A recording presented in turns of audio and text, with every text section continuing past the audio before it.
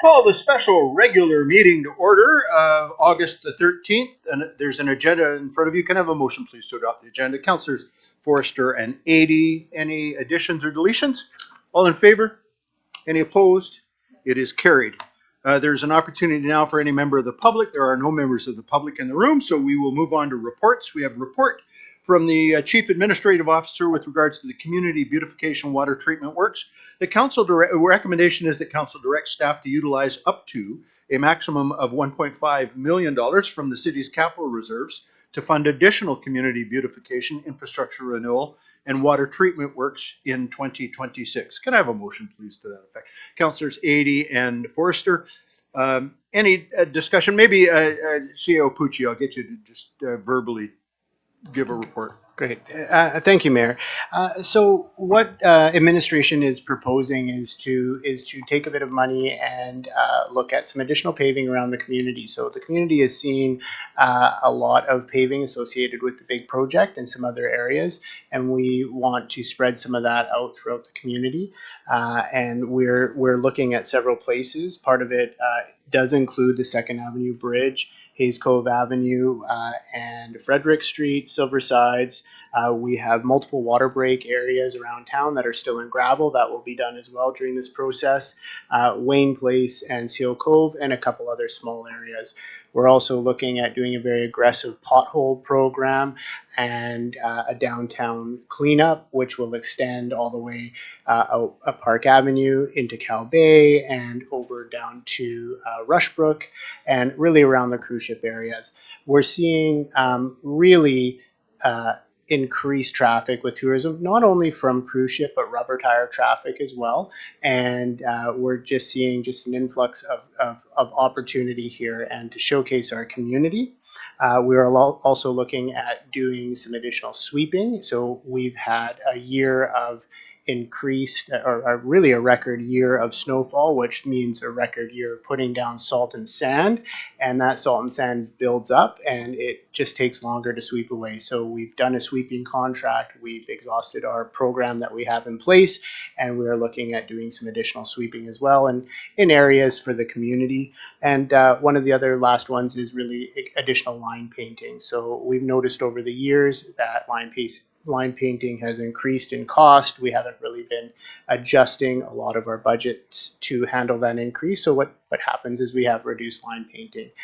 We typically make sure that all of the heavy traffic areas are done, but some of the other areas get shrunk, and some of the yellow lines don't get painted and bus zones don't get painted, and we typically have to cut some of our parking lot areas. So we are looking at getting the Cow Bay parking area back up into a more presentable area where we have some pothole filling in there and then it getting restriped. So we're really excited about bringing this to the community.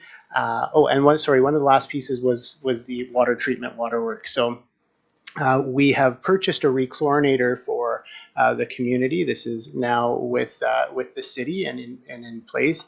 However, the installation of that unit is more than the original budget associated with the project. So it was originally budgeted at $1.6 million to put in.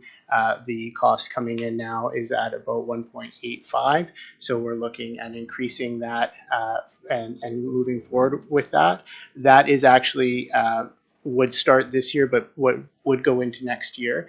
So we wouldn't have the rechlorinator up and running until next year. But it is a massive step forward with water treatment in the community and for quality of water, and is part of the overall water treatment plan. So you understand why the need for a rechlorinate, but why the need for a rechlorinator? So we chlorinate, thank you, Mayor. We chlorinate on the mainland. So our water comes from the mainland. It comes from a primary source which is Woodworth Lake, and a secondary source, which is Schwatland Lake. It gets chlorinated by Schwatland Lake, and then there's what's called contact time that comes over to our reservoirs, and our reservoirs sit at Montreal Circle. During that time, our chlorine residual in there, does what it does and disinfects the water. But as it does that, it chews away at it. So we have so much water in our system that the rechlorinator gives it an extra little boost of chlorination so that that water stays disinfected for longer. And at the end of our line, which would be the end of section 2, whereas typically a trouble area, we would have that residual of chlorine still in the system. So it's really just giving it an extra pop in there so that it stays with chlorination in the system.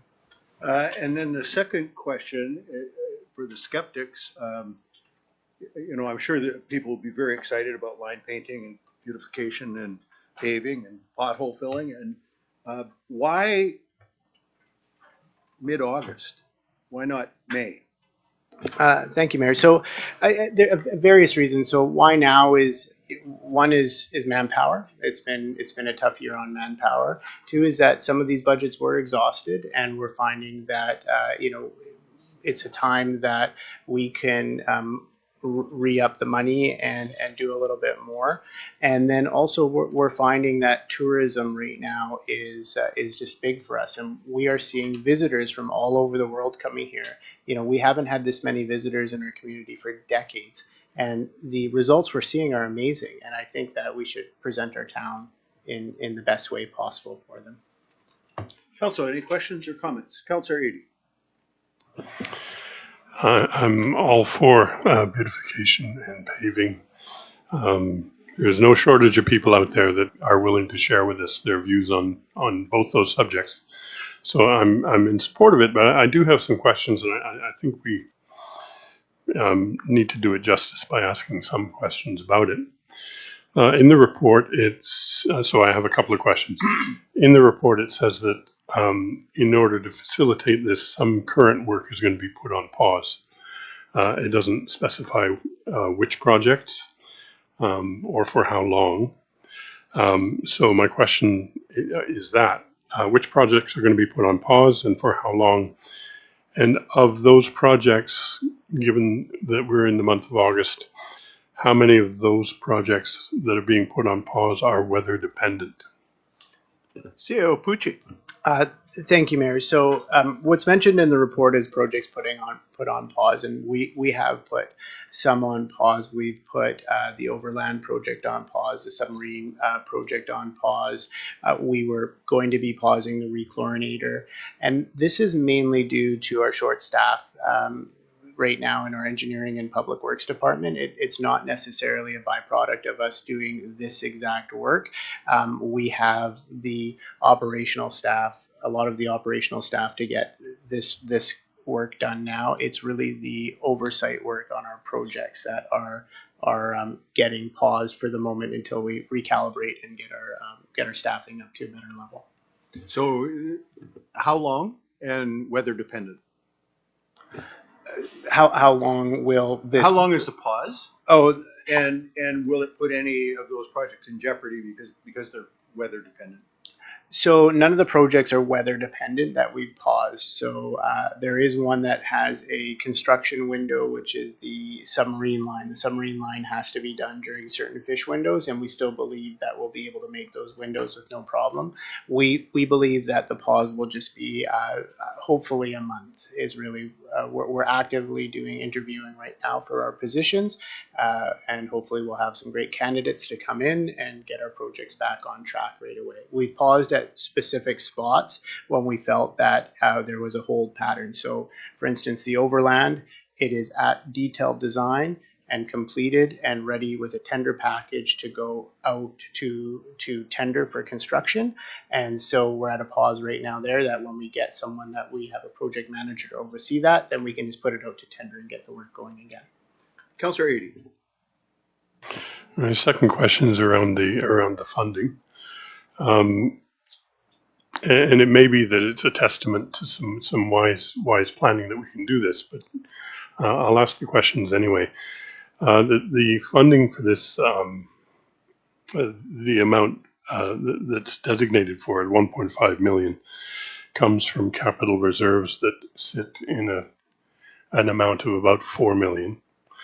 And it's noted in the report that these reserves are characterized as replenishing themselves over time.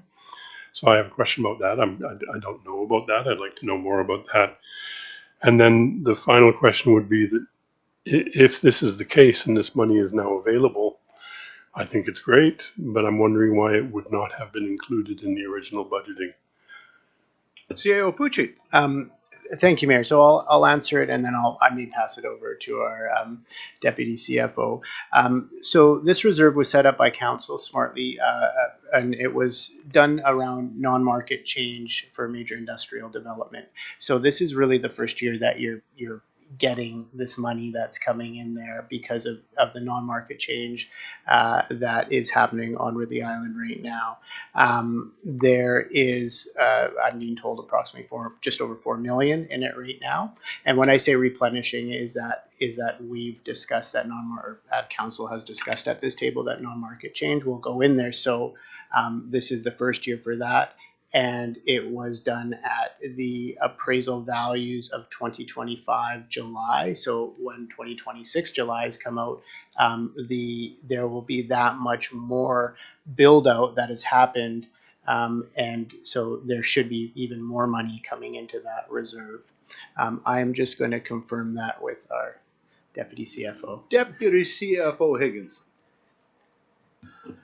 Thank you, Mayor. That is broadly correct. I think, I like to be precise, so I think the actual reserve sits at about 4.5 million now, before this appropriation. The bulk of it has flowed from that non-market change that we've experienced this year. Council in budgets, this current budget as well as in budgets past, has been putting a regular amount towards that that flowed from other non-market change years ago, and we've accessed this money regularly in order to perform some of the urgent capital projects around town. I think I can perhaps address why wasn't it included in the original budget.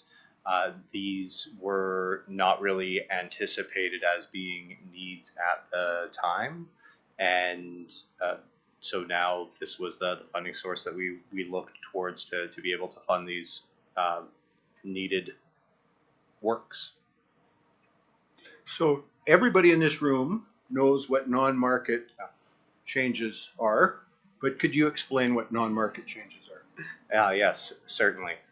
So thank you, Mr. Mayor. The BC Assessment Authority, who determines our property values in the city of Prince Rupert and throughout the province, breaks changes in the value of properties into two components, being market change and non-market change.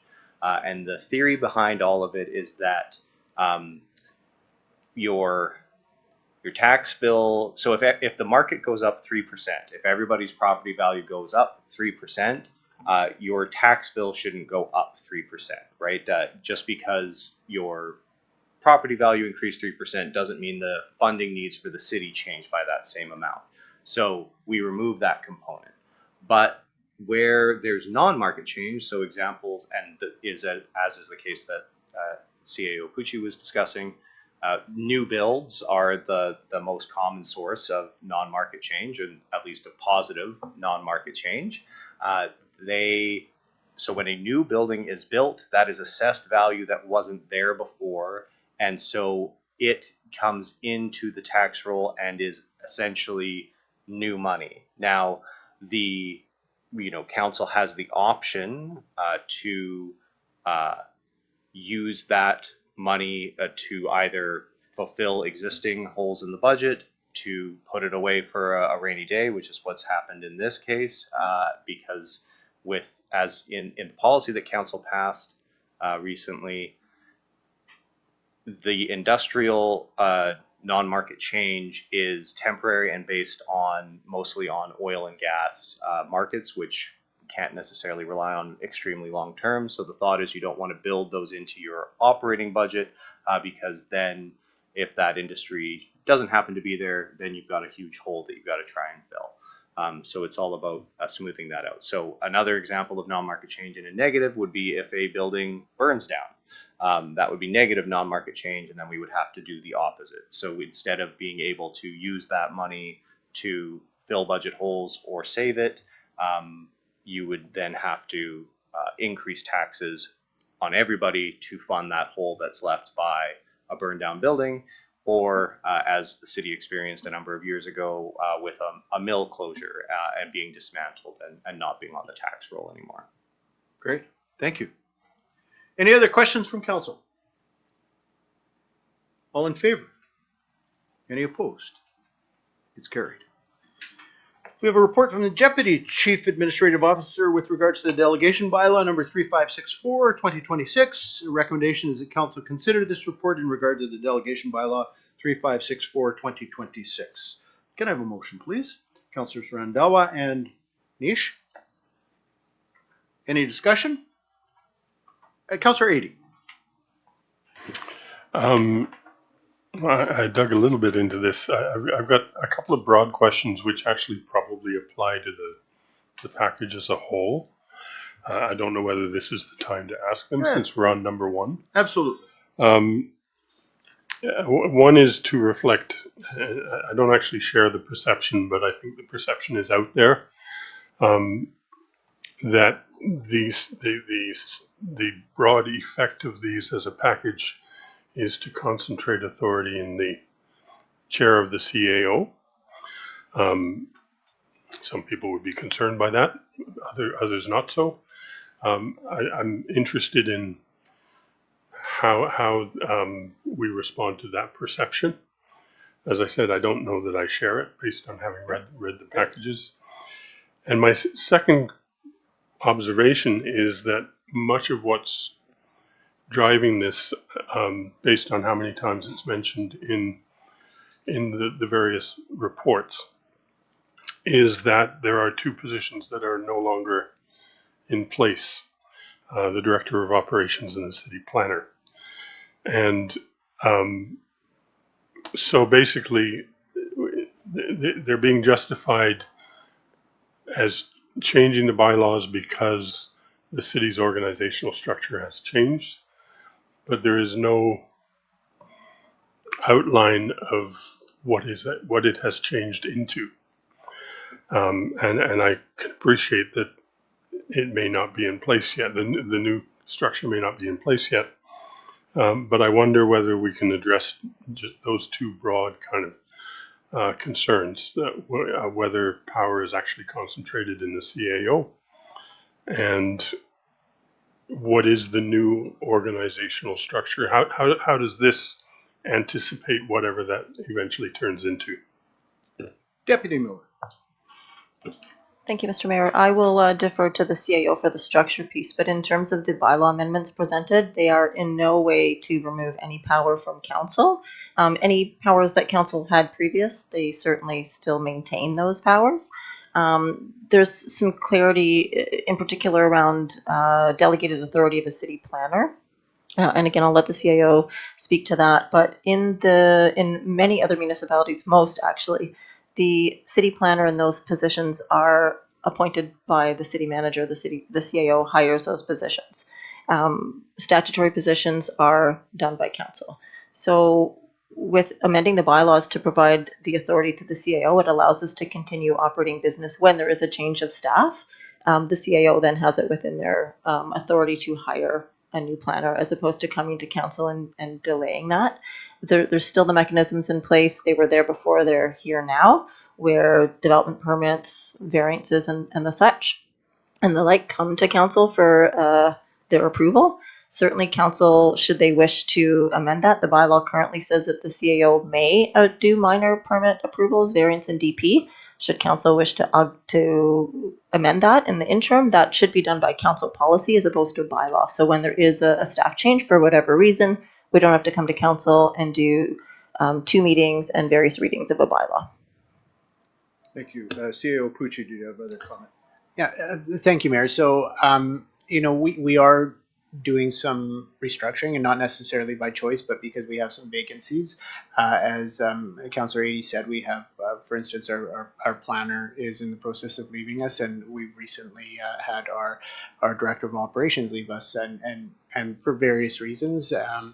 And so what we need to do is look past that and ensure that the processes survive certain roles and responsibilities. And so getting back to a structure that is more formal, that allows for flexibility in that is the right way to do it. Certainly I'm not your planner, but there has to be a way to convey a report from either a consulting planner or the new planner until we get one, to get to the table so that council can actually look at it, and that sort of highway has to go through the CAO. So if there isn't a planner in place, there has to be some way to convey a report to your table to do that work that you do. And again, I think as Deputy CAO said, we're bringing back that all minor variances come back to council because we as staff at our level are not planners, and so we're here just to sort of mind the ship as we get a new planner in place and replace what we have right now. Councillor. Thank you for that. A more specific question about this one was under the section on general delegation, there's a reference to section 176, 1A and D of the Local Government Act. And so I thought, well, okay, I've got a free afternoon, so I'm going to have a look. And section, unless I'm not understanding how bullets and section numbering works, which is possible because I've had some embarrassing moments lately. Section 176 has only one thing that it says, and it talks all about general voting day and the chief election officer. And I'm not sure that I see. I'm thinking it must be an incorrect reference, is what I'm getting at. Deputy Miller. Thank you, Mr. Mayor. Correct. That is an incorrect reference. It would have been from an older version. My suggestion would be to just refer simply to the Community Charter and Local Government Act. It's always a slippery slope when you start referring to sections. When they get changed, you run into situations like this where your corporate officer may be looking at a previous version of the Local Government Act. So the section can remain. It would just simply be we take out the actual sections and just simply leave Local Government Act. So when we come to the bylaw, we can do an amendment to the bylaw. Councillor Adie, I'm going to put that on your shoulders. That's it? Anyone else? All right. All in favor? Any opposed? It is carried. We have a report from the Deputy Chief Administrative Officer with regards to Development Approval Information Amendment Bylaw number 3565, with a recommendation that Council consider the report in regard to Development Approval Information Bylaw number 3565. Motion, please. Councillors Randhawa, Adie. Any discussion? All in favor? Any opposed? It is carried. We have a report from the Deputy Chief Administrative Officer, Development Procedures Bylaw number 3566. Recommendation is that Council consider this report in regard to Development Procedures Bylaw number 3566. Motion, please. Councillors Niche and Cunningham. Any discussion? All in favor? Any opposed? It is carried. We have a report from the Deputy Chief Administrative Officer with regard to Officers Bylaw number 3567. Recommendation is that Council consider this report in regard to Officers Bylaw number 3567. Motion, please. Councillors Forster and Randhawa. Any discussion? All in favor? Any opposed? It is carried. We have a report from the Deputy Chief Administrative Officer with regards to Corporate Signing Authority and Delegation Bylaw number 3568. Recommendation is that Council consider this report in regard to Corporate Signing Authority and Delegation Bylaw number 3568. Motion, please. Councillors Adie and Forster. Any discussion? All in favor? Any opposed? It is carried. And finally, under reports, we have a report from the Deputy Chief Administrative Officer with regards to Freedom of Information and Protection of Privacy Administration Bylaw number 3569, 2026. Recommendation is the Council consider this report in regard to the Freedom of Information and Protection of Privacy Administration Bylaw number 3569. Motion, please. Councillors Niche and Cunningham. All in favor? Any opposed? It is carried. I just want to pause for a second because I did hear it suggested that we're doing a lot of bylaws tonight, and there might be something nefarious in having a special meeting just to do the bylaws. This is not at all unusual. in that in the summertime, we have scheduled one meeting a month. And our staff have vacation and other things happening, information flows in. And so, I don't know how many special meetings we have in a year, but we have quite a number of them as they're required. And in this particular instance, the deputy CAO is going to be away on well-earned vacation during the time of our regular meeting. And so we were going to have to do some other business tonight anyway, so it just makes sense to bring it all into this meeting. That way, on the August 24th meeting, we don't have to deal with the bylaws. They will come back to a regular meeting in September, and they'll be dealt with in a normal process. But I just want to make sure people understand this is the regular course of business. This is how it's done, and it's always done in public with cameras running and proper procedures around it. All right. So now we move on to those bylaws. We have bylaw 5A, which is ticket information bylaw number 3559. Recommendation is the council consider fourth and final reading to the ticket information bylaw number 3559. Can I have a motion, please? Councillors Cunningham and Nish. Councillor Forster. Sorry, I just had a question. If somebody could jog my memory, we did the first readings in March of 2025, second one March of 2025, and the third in June of 2026. Can you remind me why there was a year-long break? I can't remember. Deputy Miller. Thank you, Mr. Mayor. The bylaws that the ticket information bylaws referred to were back with legal doing reviews, and so it didn't make sense to come back with third until we had that finalized. Excellent. Councillor Cunningham. So on the Schedule L, fee required for 3558, which is what we're on right now, correct? So we're on 3559, the ticket information bylaw. Oh, 5A. 58 is what I'm addressing. Yeah. Okay, you get the vacant building registration application, blah, blah, blah, blah, blah. Yep. So if somebody buys an existing house that needs a lot of renovations, and they're gonna be working on that house for 6 months to a year, which I did with my house when I renovated it, are they still gonna have to apply for a vacant building permit? Deputy Miller. Thank you, Mr. Mayor. It is certainly our intention to work with people who purchase buildings that we're going through the building process and have a building permit issued. We'll have that noted through the building permit piece. It's when there's no other permits and we just have a property sitting vacant. It's an ability to reach out to those owners and track how we're doing them. I agree with that. I just wanna make it specific that if, Yeah. say, Councillor Neese buys a house in a tax sale and spends a year working on it, it's gonna obviously be vacant. And I wanna make sure that anyone that wants to improve a house, but has to move out of it to improve it, isn't gonna be hit with all these additional fees, is what I'm looking at. Yeah. And if, as long as that's gonna be noted or an amendment is in there that says that, I agree with it, but Deputy Miller. Thank you. Just to clarify, that'll be in the procedures that are provided to Building and Development Services so that they have all that information. It is not the intention to have people charged and then charged and then charged again. okay. Any other comments or questions? Councillor Nish.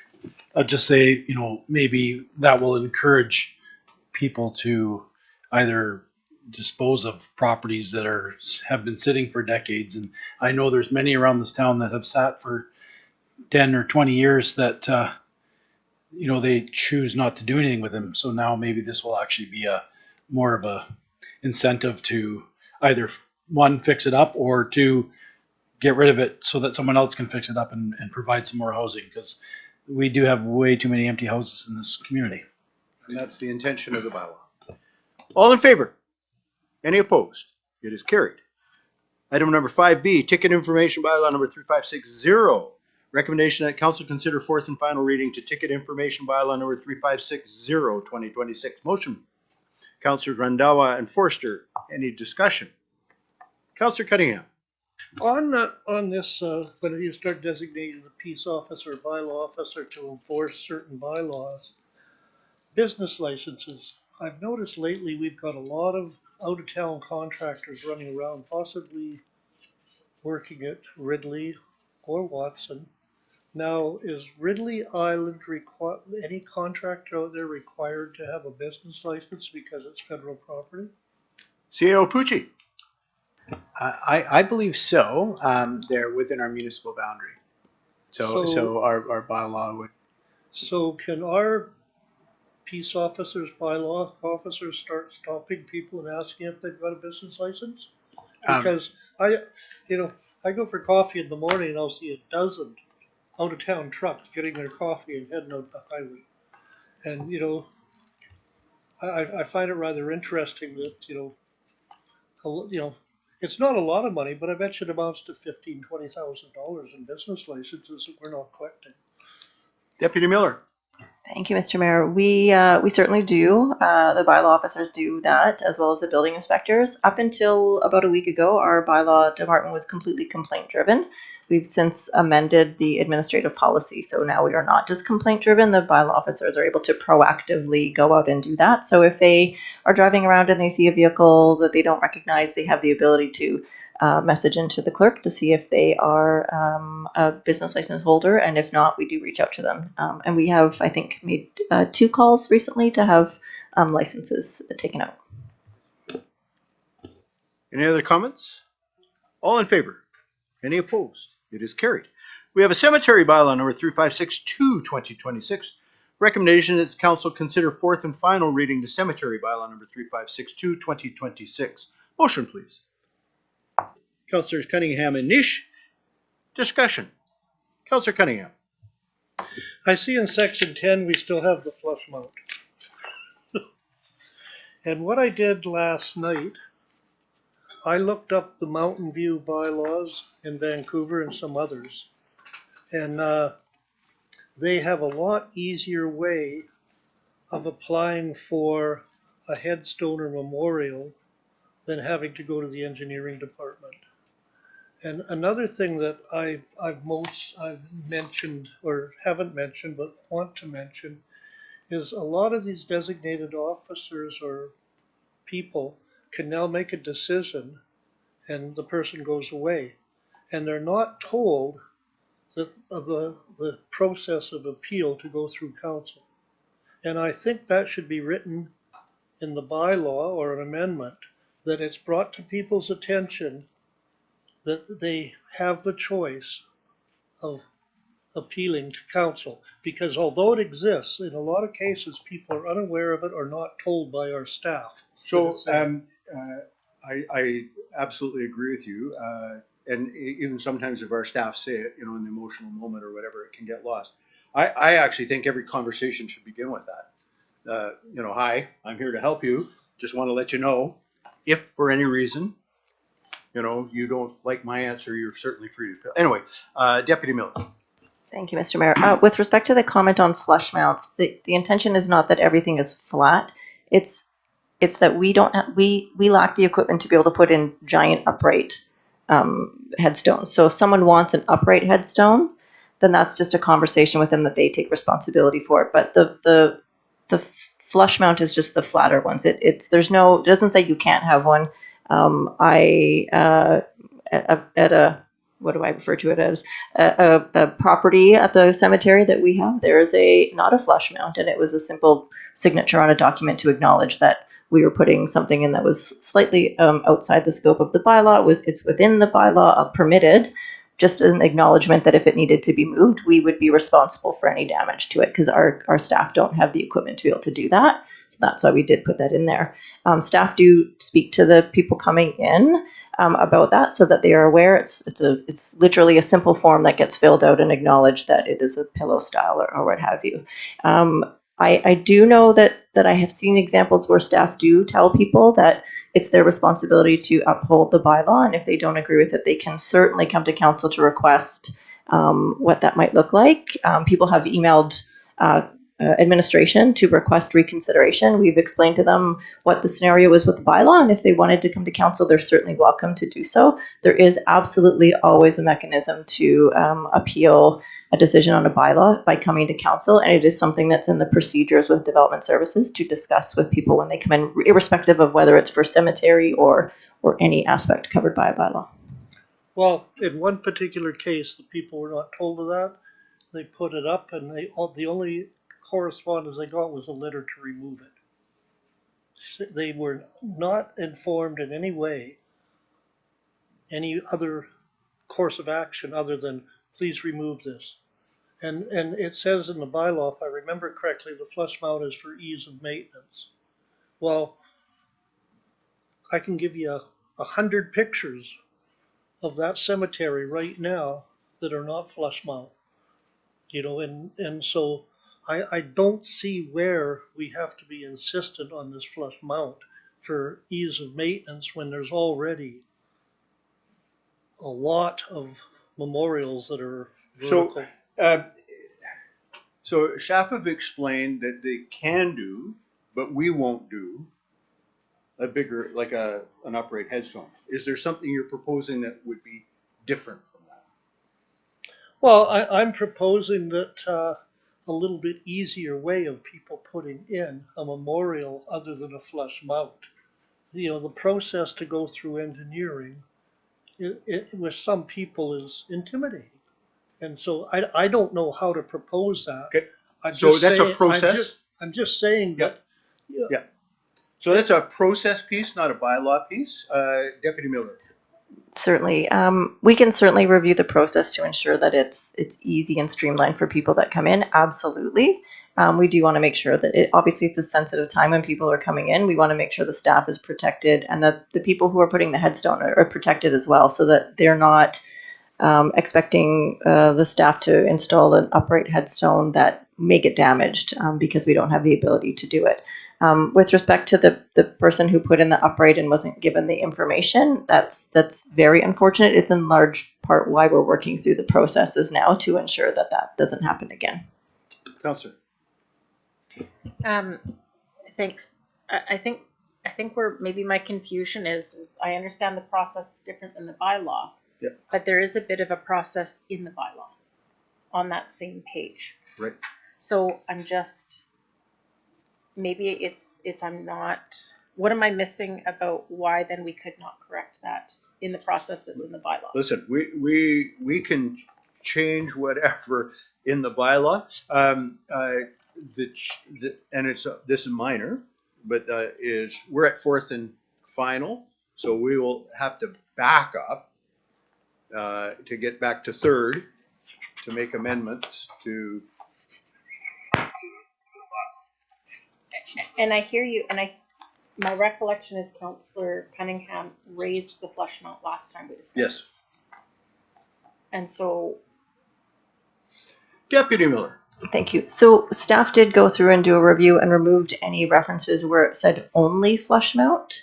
The reason we left the flush mount piece in is honestly, it's the preference and for us to have flush mount because we lack the ability and equipment to put in anything other than that, which is why we left it in there. We removed the restrictive nature of the bylaw, so you still can have a different sort of headstone. It just allows us the flexibility to be able to say, what does that headstone look like? Okay, yeah, we can do that. We're going to need you to, though, take care of the installation. We don't have the equipment to be able to do that. And we have a permit that's like a one-page permit to fill it out. It's quite simple. And we certainly will review that process with Development Services staff to ensure that it's understood and presented at the time. I can live with that. I can live with that. I also have a nitpicky question. Nitpick away. I noticed that there's gendered language in some of these policies. Do we need to go through reading of all of the policies to take that out? Right, like can that just be like a housekeeping thing? Do we have the ability to do that? So I would suggest two answers. One is it's work that should be done. Two is probably not right away. We know our staff are burned to the max, and I think we need to keep the highest priorities in front of them. But I will turn to them. That probably every bylaw we have. I just noticed it in this one. Funny. Okay, Deputy Miller. Thank you very much. If it's in that bylaw, which I'm sure it is, if you're saying it's there, it was just something that was missed and probably carried over from the other bylaws. It's not something that we need to come back to council on. Administrative, clerical pieces like that can be cleaned up as we go. So it's certainly something that we can task as a project and kind of move forward with that. And going forward, we'll clean that up. Anybody got any other comments or questions, nitpicky or otherwise? All in favor? Any opposed? It is carried. We have delegation bylaw number 3564, a recommendation that council consider first, second, third reading to delegation of authority bylaw number 3564. Motion. Councillor Nish and Councillor Rendawa. Councillor Ady. Pursuant to the conversation we just had, I would like to offer an amendment that under Section 3, delegation to the Chief Administrative Officer, line C, that the reference be to a specific section of the Local Government Act be removed and language referencing the Local Government Act in general take its place. Seconded by Councillor Forster. Any discussion on the amendment? All in favor? Any opposed? It is carried. Back to the main motion.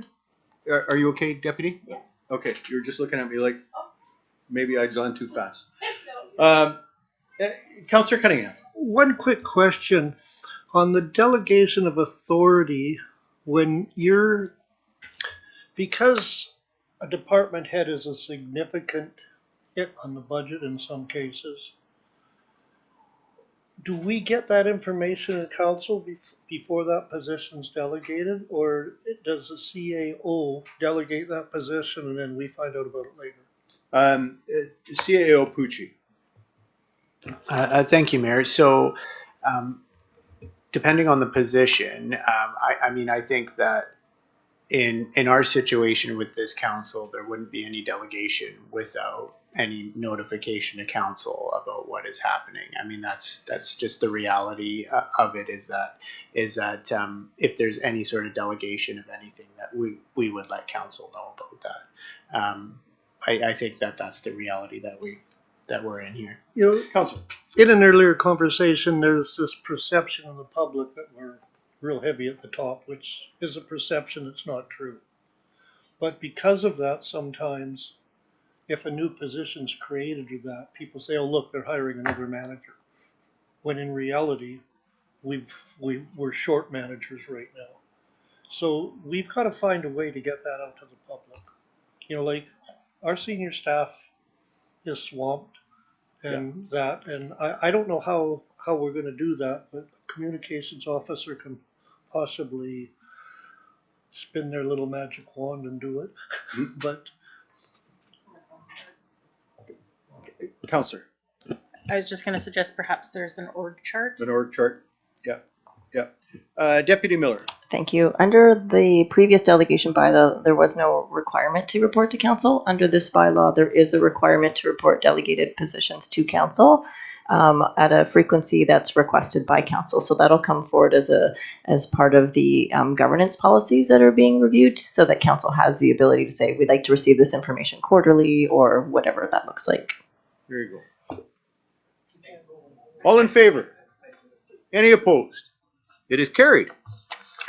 We have item 5E, development approval information amendment bylaw number 3565. Recommendation is the council consider first, second, and third reading to development approval information bylaw amendment bylaw number 3565. Motion. Councillors Ady, Randawa. Discussion. All in favor? Any opposed? It is carried. We have a development procedure bylaw number 3566. Recommendation is that council consider first, second, and third readings to development procedure bylaw number 3566, which repairs and replaces development procedures bylaw number 3533, 2024, and that staff be directed to prepare an amendment to the city's fees and charges bylaw to transfer development application fees currently contained within development procedures bylaw number 3533, 2024, into the fees and charges bylaw. Motion. Councillors Cunningham and Nish. Discussion. Councillor. Thanks. I just had a quick question about part 11, number 26, application lapse. Is that new language? Deputy Miller. That's where it says an application may be deemed abandoned where an applicant fails to provide requested information within 6 months of the request. Deputy Miller. Thank you. It's not new language. We do have a process now where if someone comes in to put together an application and then we never hear from them, we reach out and then at some point we just close the application. It's and the way we've treated it is if your fee's not paid, it's not we don't intake it as an application. It's just an open file on the desk. So if we don't receive anything, we simply close it out. Councillor Adie. Couple of questions. In the report, there's a very helpful chart. I'm a big fan of those charts because they help me understand what's being changed.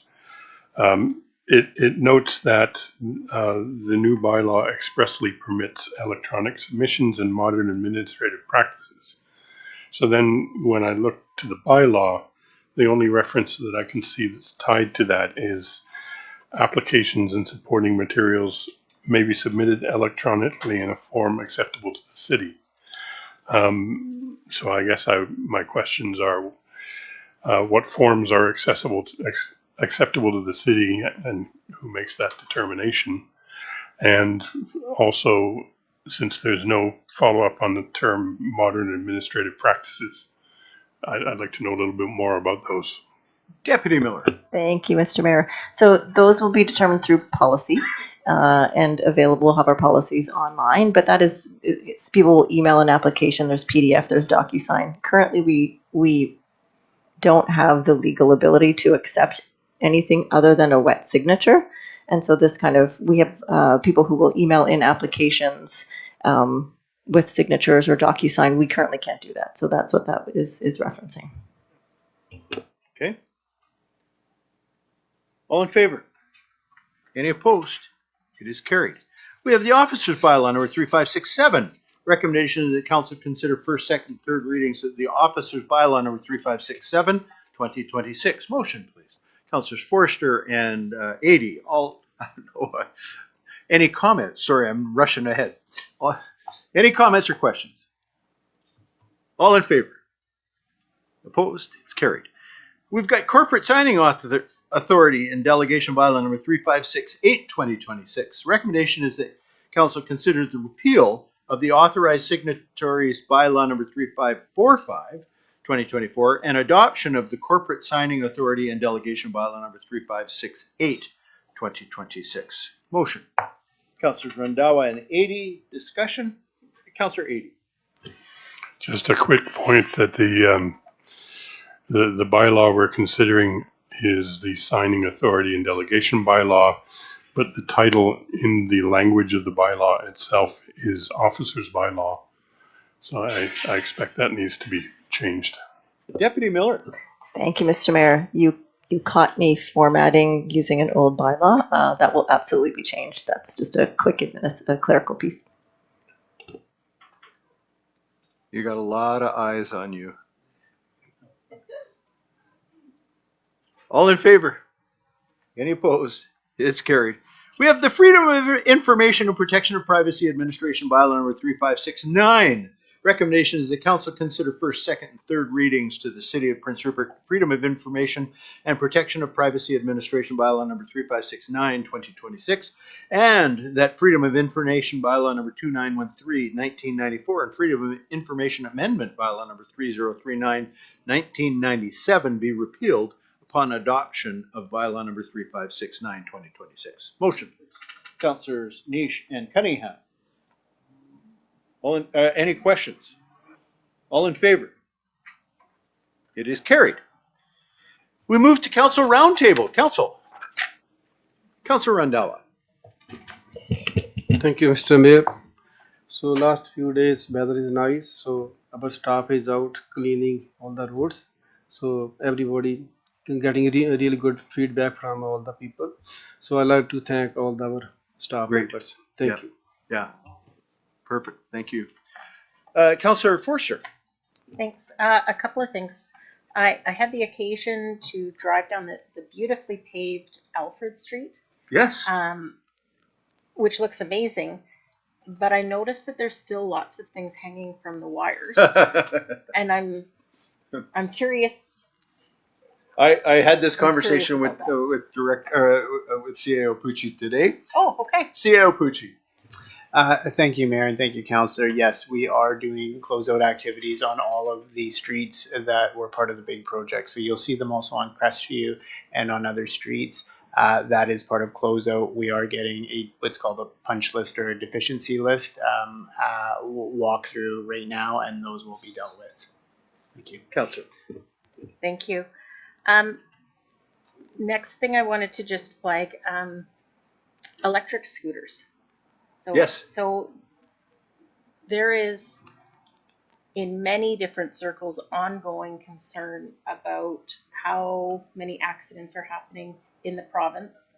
I wonder if the RCMP could be asked to give a presentation on what is the rules, because if you go online, it says there's only certain towns that are allowed to have electric scooters, and it says some can, some can't. And then we see some youth with them, and you see some young youth that are under age 16. So can we maybe have the Get RCMP clarity. give a clarification about what is the rule for our town? CAO Pucci. Thank you, Mayor. I think that's a great idea, Councillor. What we can do is have our OIC come in and do a little bit of a Q&A on that. Thank you. Yep. Two more. What would it look like to have a veterans crosswalk painted? Is that something we as a city council could recommend, or is that something we would ask the Legion to recommend? Sorry, putting in a pedestrian crosswalk where there's A not veteran. There's Oh, a veteran one. There's Yeah, more and yep. more veteran Yep, crosswalks yep, specifically to bring Yep. recognition. I actually had this conversation a few months back with CAO Pucci. Okay. CAO Pucci.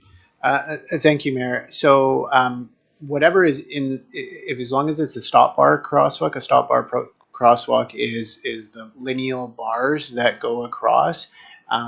Municipalities are allowed to determine what goes inside of those stop bars. There's two different types. There's zebra ones that go this way, which are running crosswalks, and the other ones are stop bars.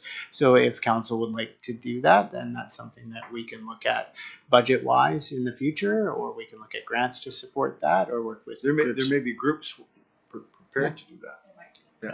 Yeah. Continue. Sorry. So if I understand that correctly, a group could come, or we could make a request. What would be the steps for that? I think a group could get in touch with CAO Pucci, CAO Pucci, and he okay. can direct them. Yeah. And then my last one, I've had several new and expectant mums reach out to me concerned with when they have to bring their child to the health unit to get vaccines. Parking is a challenge everywhere. We know that. But particularly around the health unit when they are doing vaccines. And a lot of these young mums or new mums, they've just had a baby. The baby might be screaming. They need to take the baby in. Is there a way that we could support some sort of designated parking during the hours of vaccine clinics for new children? CAO Pucci. Thank you, Mayor. So council can determine that if council wants to create a specialized parking area on a street that is controlled by the municipality, which would be 3rd Avenue. We could not do that on 2nd Avenue, but we could do it on 3rd Avenue. Then we can look at that if there is a resolution or direction from council. Thank you. Councillor. So can I make a motion that we get a report from staff by the end of September 2026 with what the risks to doing that and where it could be proposed? You've made That's a my motion. Motion's moved, seconded. Councillor Randawa. Any discussion? All in favor? Oh, you had a comment, Councillor? Well, discussion on that is between the health unit and City West, we changed the parking to 4 hours. So you have people working in the Ocean Wall now that park there at 8 o'clock in the morning, don't move their car to noon, and they just go around in a circle and put it right back where it was. And that's created a lot of problems for parking in that area because you've taken up around 15 or 20 parking places that have now become private parking for people working in that building. So, if you wanted to change something there, it would be real easy to either change that back to 2 hours or designate one side of that for clients for the health unit. And then you're going to get pushback now because people are very comfortable sitting there all day and right outside the building they work in. You know, so that's a catch-22, and you were one of the ones that said it was a great idea to have 4-hour parking there as a tribute to the nurses. So, you know, Counselor. I think that was before I was on council. The ultimate solution there, in my mind, I'll just say it, is meters, right? Meters allow people to determine how much they're prepared to pay for how long they want to stay. And it's not a tax grab, it's not a money grab, it's a management tool. We aren't going to do meters certainly within this term, but I just flag it for, it is the solution. There's a reason why there's meters in place. Anyway, you've made a motion. Did we get a seconder? Yes, we did. Any other discussion on the motion? All in favor? Any opposed? It's carried. My next one is Councillor Cunningham. a couple things. First, on the You were done. e-scooters and that, and we have a helmet bylaw. And I see kids ripping up and down the sidewalk and on the road all the time with no helmets. And our bylaw officers could enforce that helmet bylaw. And it's an interesting bylaw because the first ticket, if the kids come in with a helmet, the ticket's nullified. So it's not putting a burden on anyone. Go get a helmet. If you've got it at home, start wearing it. Second ticket, you get a fine. So, you know, it's one of those things that, you know, it's out there. And these kids are, you know, I've got a niece. Oh, it's not cool wearing the helmet. Well, it's not cool sitting in a wheelchair for the rest of your life either. You know, like there's consequences to it, and kids when they're 14, 15 don't think of that. I like the wind in my hair. And the other thing is, and I'll just leave it for CAO Pucci, is Bernardsdal. What's happening with the paving on Bernardsdal? Because it's a couple of sections have been cut out and they've been dug up and things like that. And I've had 2 or 3 people complaining about that. CAO Pucci.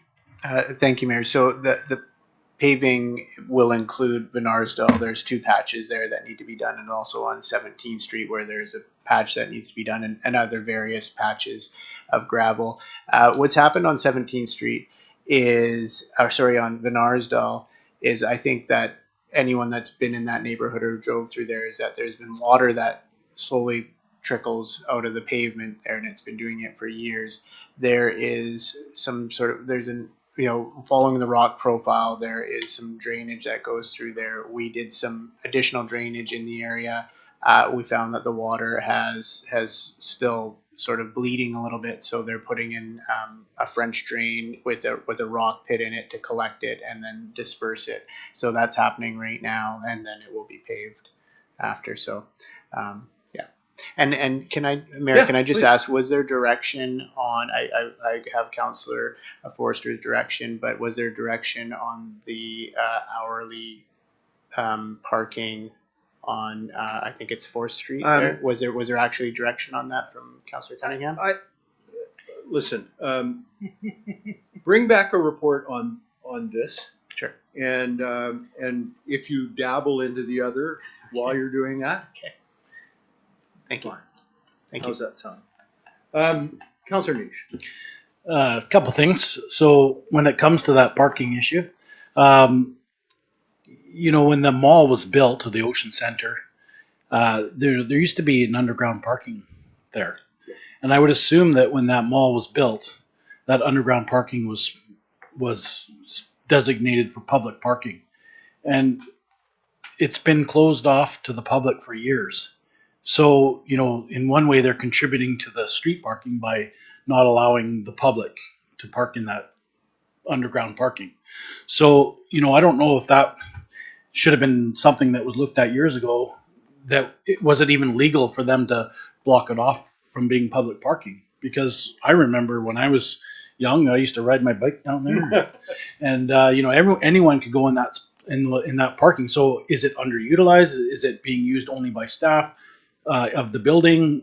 But really, should it not be open to the public, being that it was probably part of the original building? So just another piece for you to throw in that if you're looking into it. And then I'm just going to give Councillor Forrester a little bit of info as far as the veteran crosswalk. And I had made a comment on a post when someone had posted this online about a month ago, and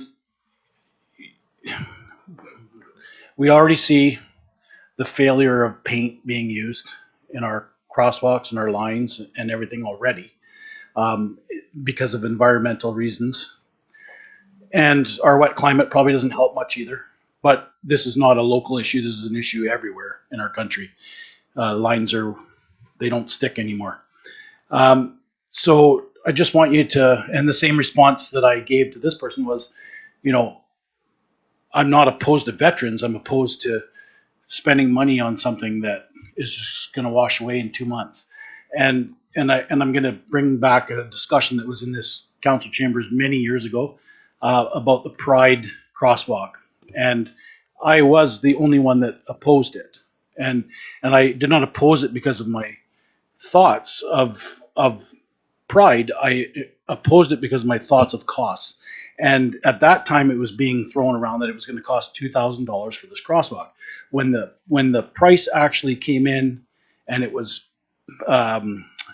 request for proposal was put out, it was $10,000 to paint the Pride crosswalk.